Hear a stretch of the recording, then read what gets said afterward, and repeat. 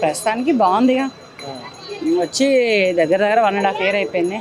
ఈ 1.5 year బట్టి 1 by 1గా బాగానే చేసుకొస్తున్నారు. చంద్రబాబు నాయుడు గారే కానీ, పవన్ కళ్యాణ్ గారే కానీ, నారా లోకేష్ గారే కానీ, ఆ పైన ఉన్నటువంటి హెడ్ అయినటువంటి మన మోడీ గారే కానీ బాగానే చేసుకొస్తున్నారు. మరి పవన్ కళ్యాణ్ గారు ఎలా చేశారు ఈ 2 yearsలో? అంటే అనుకున్న ఎక్స్ప్రెస్ రీచ్ అయ్యాడా? అంతకు మించే రీచ్ అయ్యారుగా. కాకపోతే ఏంటంటే కొద్దిగా సినిమాలు ఈ 2 yearsలో ఒక 2 సినిమాలు రిలీజ్ అయినాయి అతనే. దాని మీద ఆ సినిమా ప్రపంచాన్ని అటు రాజకీయ ప్రపంచాన్ని రెండింటిని లెవెల్ చేసుకుంటూ ఒక రేంజ్లో పర్లేదు ప్రస్తుతానికి. ఇప్పుడు కూటమి ప్రభుత్వం ఆటో వాళ్ళకి 15,000 ఇస్తుంది కదా, సో అది ఎలా అనిపించింది మీకు? సంతోషం. ఇప్పుడు కూటమి ప్రభుత్వం ఆటో వాళ్ళకి 15,000 ఇస్తుందంటే మహిళలకి ఫ్రీ బస్ పెట్టారు. ఇప్పుడు మహిళ ఇక్కడి నుంచి అక్కడ దాకా నడిస్తే తనకు కలుపు వస్తుంది, కాళ్ళు నొప్పులు వస్తాయి. దాంట్లో చిన్నవాళ్ళు ఉంటారు, పెద్దవాళ్ళు ఉంటారు, కొంచెం ఏజ్డ్ పర్సన్స్ ఉంటారు. వీళ్ళందరూ కూడా ఫ్రీ బస్ పెట్టేటప్పటికి బస్ కోసం ఉరుకులు తీస్తున్నారు. దాని మీద ఇక్కడ ఆటో వాళ్ళు నష్టపోతున్నారు. దాని మీద ఏంటంటే కొంచెం వాళ్ళని కూడా ఆదుకున్నారుగా. అంటే 15 అంటే మా పొట్టగొట్టి 15,000 సంవత్సరానికి ఇస్తే అది ఎంతవరకు కరెక్ట్ అని కొంతమంది ఆటో వాళ్ళు అంటారు. వాళ్ళకి ఏం చెప్తారు? సంపదకు మించింది ఏమి లేదు అక్కడ. సంపదకు మించిందంటే ఏది ఉండదు. ఎక్కడిది వచ్చేది అక్కడ ప్రజలకు పెడతానికే సరిపోతుంది. అలా సరిపోయే టైంలో నీకు అలా ఎలా అనుకుంటావు? అలా అనుకోవద్దు కదా. చంద్రబాబు గారు ఏం చెప్పారంటే సంపద సృష్టించిన తర్వాతే నేను ఇస్తా, ఇలా ఫ్రీగా పథకాలు ఇవ్వడం, ఉచిత పథకాలు ఇవ్వడం వల్ల రాష్ట్రం శ్రీలంక అవుతుందని అన్నారు కదా. ఈ రోజు అదే పథకాలు ఇస్తున్నారు కదా. మరి పట్టుకొచ్చారేమో ఎక్కడి నుంచి అయినా. అప్పుడు ఆంధ్రప్రదేశ్ రాష్ట్రానికి తగినంత సంపదని, సరిపడేంత సంపదని ఎవరినైనా ఏదైనా దేశం నుంచి పట్టుకొచ్చారేమో. ఎవరినైనా మా దేశానికి, మా రాష్ట్రానికి పార్ట్నర్గా కండి. మా దేశంలో ఇన్ని బాధలు ఉన్నాయి, ఇన్ని సమస్యలు ఉన్నాయి. మా ఆంధ్రప్రదేశ్ రాష్ట్రం వరకు నేను ముఖ్యమంత్రిని. మరి దానిట్లో ఇటువంటి సమస్యలన్నీ ఉన్నాయి, రండి అని ఎవరికైనా అప్లై చేసుకుంటే దాని ప్రకారం ఏమైనా వచ్చారేమో అనుకోవచ్చుగా. వచ్చుంటే అఫీషియల్ ఖచ్చితంగా అనౌన్స్ చేస్తారు కదా మేడం, ఎందుకంటే అది అచీవ్మెంటే అవుతుంది కదా రాష్ట్రానికి. కొన్ని బయటికి రావు, కొన్ని ఏవైనా కానీ బయటికి రావు, లోపలే హైలైట్ అవుతాయి. అంటే ఇప్పుడు నారా లోకేష్ వచ్చి ఆ యువగలం పాదయాత్ర టైంలో ఆ ఉద్యోగాలు వస్తాయి తప్పకుండా, వచ్చిన 2 నెలలలో ఉద్యోగాలు తెప్పిస్తాం అది అని అన్నారు కదా. ఇంతవరకు ఎన్ని ఉద్యోగాలు వచ్చాయంటారు యువతకు? వస్తాయిలే, కంగారెందుకు. చెంబుడు నీళ్ళకైనా ఉలికి పడితే బిందె నీళ్ళు ఎవరు పోసుకోవాలి? మిగతా సముద్రం కూడా ఏదో వరేదాలి. 1 by 1గా చేసుకొస్తున్నారు కదా. ఇప్పుడు మోడీ గారితో చెప్పుకోను, లేకపోతే వేరే దేశస్తుడితో చెప్పుకోను, మరి పెట్టుకొని చేసుకొస్తున్నారు కదా. అలాగే నెమ్మదిగా వస్తాయి అన్నీ. అంటే ఆటో డ్రైవర్ల కుటుంబాలకు ఉద్యోగాలు కావాలి, వాళ్ళకు ఉపాధి కావాలి కనుక కాబట్టి ఈ డబ్బులు ఇవ్వడం కరెక్టే అంటారా? తండ్రి ఆటో నడిపితే కొడుకుకు ఉద్యోగం వచ్చిందయ్యా. తండ్రి ఆటో నడిపి కష్టపడి పిల్లల్ని పెంచుకొని చదివించుకున్నాడు కదా. ఆ తండ్రి అంత ఆటో నడిపితే కొడుకుకు తప్పకుండా ఉద్యోగాలు వస్తాయి, చేసుకుంటారు. ఆల్రెడీ ఇప్పుడు గడిచిన కొద్ది కాలంలో అంటే తెలంగాణ నుంచి విడిపోయిన తర్వాత చాలా మంది ఉద్యోగాలు లేకనే ఖాళీగా ఉన్నారు. ఆల్రెడీ ఆటో డ్రైవర్లుగా మారారు. మళ్ళీ మీరు ఆటో డ్రైవర్లకి వేతనాలు ఇస్తున్నారు, ఉద్యోగాలు ఎప్పుడు క్రియేట్ చేస్తారు? ఆటో డ్రైవర్ అంటే అదొక బిజినెస్. తన ఆటో తను కొనుక్కున్నాడు, తన ఇష్టం వచ్చినప్పుడు తను వెళ్తాడు. తనకు ఒంట్లో బాగాలేకపోతే ఇంట్లో ఉంటాడు. నేను భార్య పిల్లల్ని సరదాగా తీసుకెళ్ళాలంటే ఆటోలో కూర్చోబెట్టుకొని బయటికి ఎక్కడికైనా తీసుకెళ్తాడు. ఈ ఉద్యోగానికి పోయాడు అనుకో, వాడి చేతి కింద ఉద్యోగమే. పెళ్ళాం ఇక్కడ వెలిగిద్ది, పిల్లలు ఎదురు చూస్తారు.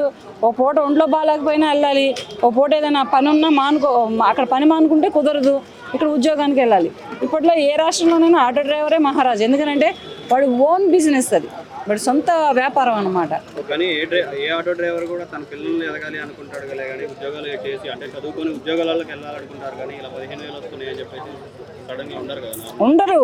అలా 15,000 వస్తే, సంవత్సరానికి 15,000 వస్తే అవి ఒక్క నెల ఖర్చులు వస్తాయి. ఇంట్లో ఒక్క నెలే వస్తాయి. ఇంటి రెంట్లు ఏంటి, ఖర్చులు ఏంటి, పిల్లల స్కూల్ ఫీజులు ఏంటి, అదే కొడుకుకే కాలేజీ ఫీజు ఒక కిస్తీలో కట్టేసేస్తాడు 15,000. కొడుకుకి చదువుకోవాలంటే ఇస్తున్న 15,000 తీసుకుపోయి ఒక ఇన్స్టాల్లో కట్టేసేస్తాడు 15,000 కాలేజీకి. మరి అవి ఎటు వస్తాయి? ఏంటంటే ఏదో కొంచెం ఓదార్పు అంతే. అంతా గవర్నమెంటే చేసిద్దని నమ్మకం లేదు, అంతా వీళ్ళే బతికేస్తారని నమ్మకం లేదు. ఇప్పుడు ఇంకో 15 ఏళ్ళు మళ్ళీ కూటమి పవర్లో ఉండాలని చెప్పేసి పవన్ కళ్యాణ్ మాట్లాడుతున్నారు. ఇంకో 15 ఏళ్ళు మళ్ళీ కూటమి పవర్లో ఉండాలి. 15 ఏళ్ళ ఏమో, వీళ్ళందరూ ఒక మాట మీద ఉంటే ఉండొచ్చు. విడిపోకుండా చంద్రబాబు నాయుడు గారిని కళ్యాణ్ గారిని మోడీ గారు విడిపోకుండా ఉంటే ఉండొచ్చు. సీఎం అవ్వడా? అవుతాడు. నెక్స్ట్ అన్నారు కదా, మొన్న బాలకృష్ణ గారు అసెంబ్లీలో చేసిన వ్యాఖ్యలు చిరంజీవి గారి మీద పవన్ కళ్యాణ్ మనసులో ఏమైనా కలిగించి విడిపోయే అవకాశం ఉంటుంది అని అనుకుంటున్నారు? చంద్రబాబు నాయుడు దవడ పగలగొట్టాడుగా. పవన్ కళ్యాణ్ ఏదో బాలకృష్ణ గారు ఏదో మాట్లాడారు. మాట్లాడినందుకు వీళ్ళిద్దరు సైలెంట్గా ఉన్న అన్నదమ్ములు ఇద్దరు నాగేంద్ర బాబు గారు సమాధానం చెప్పారు ధీటుగా. దానికి నారా చంద్రబాబు నాయుడు గారు బావమర్దని కూడా చూడకుండా దవడ పగిలేలాగా సమాధానం ఇచ్చారు. చాలా ఆయన ఇప్పుడు ఈయన ఇప్పుడు బాలకృష్ణ కంటే పవన్ కళ్యాణ్కి ఎక్కువ ఇంపార్టెన్స్ ఇస్తుంది అనుకోవచ్చు చంద్రబాబు. మరి ఎప్పుడు అదైతే పక్కా. ఎందుకంటే ఇప్పుడు ఈయన జైల్లో ఉంటే బాలకృష్ణ గారు వెళ్ళి విడిపించలేదు, బాలకృష్ణ గారిని అడ్డుకోలేదు. మన పవన్ కళ్యాణ్ గారు విడిపించారు. నడుచుకుంటా వెహికల్స్లో వెళ్తుంటే వెహికల్ ఆపేశారు జగన్మోహన్ రెడ్డి గారు. నడుచుకుంటూ వెళ్ళారు.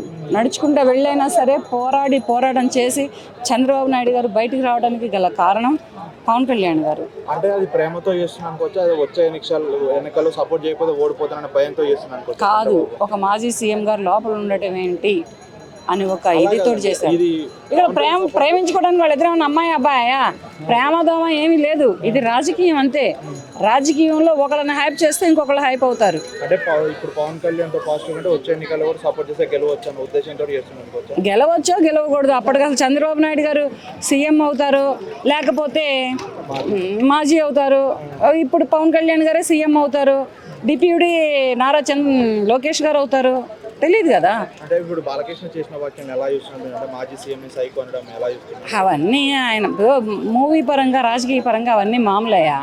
వాళ్ళు బాగానే ఉంటారు, మధ్యలో మీడియా కొట్టుకుంటుంది. హలో, తెలుగు రాజ్యం ఛానల్ చూస్తున్నారా? సామాజిక రాజకీయ జీవన చిత్రణే తెలుగు రాజ్యం.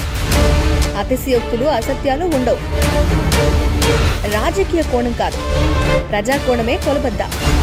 తెలుగు రాజ్యం వీక్షణ మీ ఉత్తమ అభిరుచికి నిదర్శనం.